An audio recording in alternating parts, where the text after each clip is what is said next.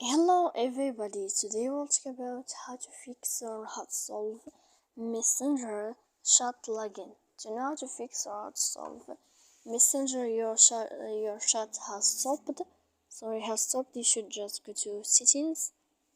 Here in this page we go to apps, default apps, app settings. Then in this list you will search about the window of Messenger. Then this page of app info, you will click on first stop and you will click OK. Here we go to click on this window of storage. After that we click clear cache, but pay attention, don't click clear data, it may cause a lot of errors or problems on your application, and then you can go to your Wi-Fi, you will turn off your Wi-Fi. So please don't forget to support us by like and subscribe. See you next time in another video, and thank you for